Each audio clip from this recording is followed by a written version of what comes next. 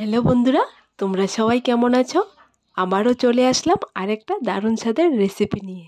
আশা করি আজকের রেসিপিটা তোমাদের কাছে খুব ভালো লাগবে, তাই স্কিপ না করে পুরোটা দেখার অনুরোধ রইল।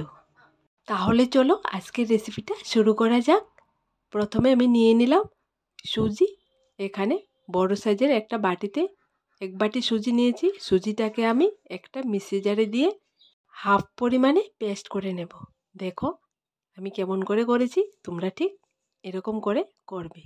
একদম সিম্পলভাবে আজকে আমি সুজি দিয়ে কেক তৈরি করে তোমাদের দেখাবো, নরম তুলতুলা। আর এখানে নিয়ে নিলাম মিক্সি জারের মধ্যে চিনি। এখানে চিনিটা সুজিটা যে বাটি দিয়ে আমি মেপেছি সে বাটিতে হাফ বাটি চিনি নিয়েছি। আর দিয়ে দিলাম চা চামচে 1 চামচ বেকিং পাউডার, 1 চামচ বেকিং সোডা। এটাকেও আমি মিক্সি জারে মিক্স করে নেব। দেখো বন্ধুরা, চিনি, baking powder, baking soda mix করে সুজির মধ্যে দিয়ে দিলাম। আজকে আমি এই সুজির কেকটাকে ঠিক অন্যরকম করে বানিয়ে তোমাদের দেখাবো। আশা করি তোমাদের খুব ভালো লাগবে। তোমরা হয়তো অন্যরকম করে এই সুজি দিয়ে কেকটা তৈরি করে খেয়েছো, আমার মতো করে একবার খেয়ে দেখবে। দারুণ স্বাদের হয় আর নরম তুলতুলা হয়। এইবার শুকনো উপকরণের উপর দিয়ে দিলাম 1 কাপ সাদা তেল। তোমরা যদি চাও তাহলে তেলের বদলে ঘিটা দিয়েও তোমরা এই সুজির কেকটা তৈরি করতে পারো। এইবার একটা হ্যান্ড ব্লিটার দিয়ে ভালো করে উপকরণগুলো একসঙ্গে মিক্সড করে নেব। তোমাদেরকে বলি বন্ধুরা, তোমরা যদি একবার ঘরেতে এই কেকটা তৈরি করে খাও তাহলে আর বাজার থেকে কিনে খেতে ইচ্ছে করবে না। এতটাই স্বাদের হয় এই কেকটা। এরকম করে কেকের ব্যাটারটা তৈরি করলে সঙ্গে সঙ্গে কেক তৈরি করা যায়, একদম নরম তুলতুলা হয়। তেলটা উপকরণের সাথে ভালো করে মিক্সড করা হয়ে গেলে এরপর দিয়ে দিলাম সামান্য পরিমাণ এলাচ পাউডার। এইখানে কেকের ব্যাটারটা আমি লিকুইড দুধ দিয়ে রেডি করব। তোমরা যদি চাও তাহলে পানি দিয়েও রেডি করতে পারো। তোমরা তোমাদের পছন্দ মতো করে নেবে। আরেকটা কথা বলি কি বন্ধুরা, তোমরা যদি লিকুইড দুধ দিয়ে এই কেকটা তৈরি করো তাহলে খেতে দারুণ স্বাদের হয়। অল্প অল্প দুধ দিয়ে আমি কেকের ব্যাটারটা রেডি করে নিলাম। তোমরাও ঠিক এরকম করে নেবে। যদি তোমরা দুধটা একসঙ্গে দিতে চাও তাহলে কেকের ব্যাটারটা একদম পাতলা হয়ে যাবে। একটু খেয়াল করে কেকের ব্যাটারটা তোমরা রেডি করে নেবে, যাতে করে ঘরের মধ্যে তোমরা সুন্দর কেক তৈরি করতে পারো। কেকের ব্যাটারটা রেডি হয়ে গেছে। এবার আমি নিয়ে নিলাম এখানে 2টো ডিম। এখানে 2টো ডিম দিয়ে আমি এই কেকটা রেডি করব।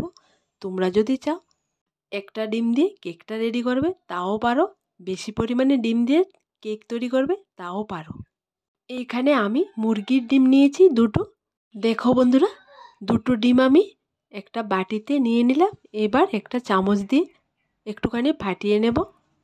এরপর আমি এই ডিমগুলোকে একটা মিক্সি জারে দেব, দিয়ে ভালো করে মিক্স করে নেব। তাহলে দেখবে তোমরা ইলেকট্রিক বিটার ছাড়াই কি সুন্দর কেক তোমরা বাড়িতে তৈরি করতে পারো। দেখো বন্ধুরা, ডিমটা আমি একদম মিক্সি জারে দিয়ে সুন্দর করে মিক্স করে নিলাম। এইবার ব্যাটারটার সঙ্গে মিক্সড করে দিলাম।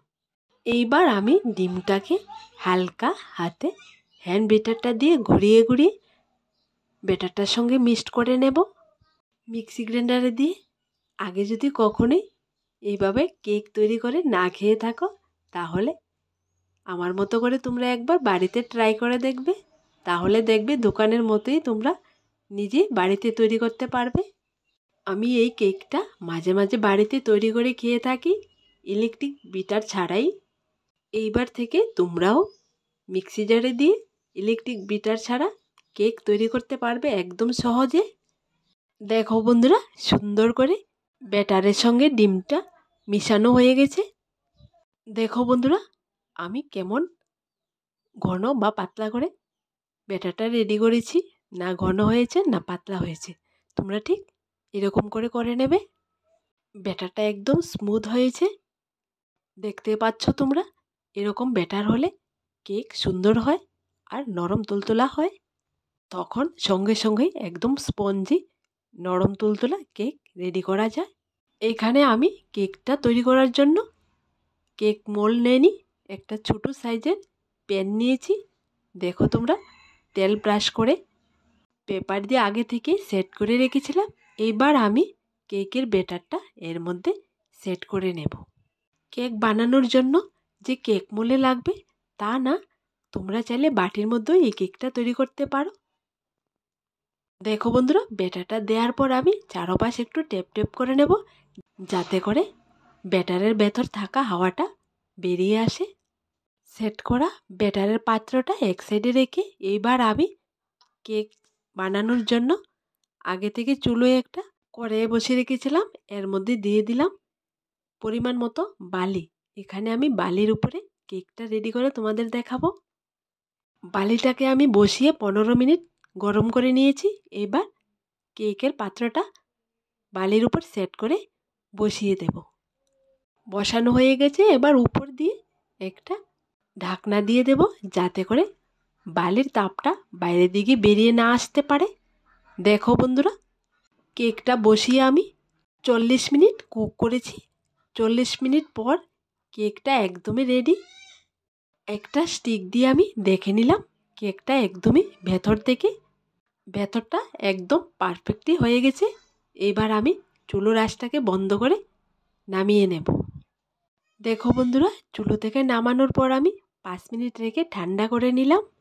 এরপর কেকের চারপাশ আমি একটা ছুরি দিয়ে ছাড়িয়ে নেব। দেখো বন্ধুরা, এইবার আমি একটা প্লেটের মধ্যে কেকটা বের করে নেব। কেকটা নিচের সাইডটা একটুখানি কালারটা দেখো বন্ধুরা, কেকটা বের করার পর কালারটা কত সুন্দর লাগছে, খেতেও দারুণ স্বাদেরই। চলো তোমাদেরকে কেকটা কেটে দেখিয়ে দিই কতটা স্পঞ্জি হয়েছে কেকটা। তোমাদেরকে বলি বন্ধুরা, তোমরা যদি ডিম ছাড়াও এই কেকটা তৈরি করো তাহলে এরকমই স্পঞ্জি হবে। আজকের এই কেকের রেসিপিটা তোমাদের কাছে কেমন লাগলো ছোট্ট একটা কমেন্টে লিখে জানাবে। দেখো বন্ধুরা, পুরোটা কেক আমি পাট করে কেটে তোমাদেরকে দেখিয়ে দিলাম। দেখো, দেখতে কতটা সুন্দর লাগছে, খেতেও তেমন নরম তুলতুলা স্পঞ্জি।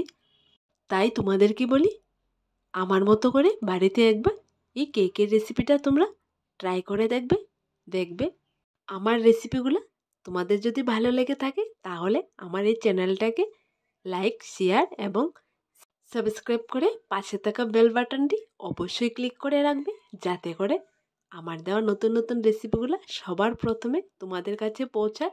আবার দেখা হবে নতুন একটা রেসিপির সাথে।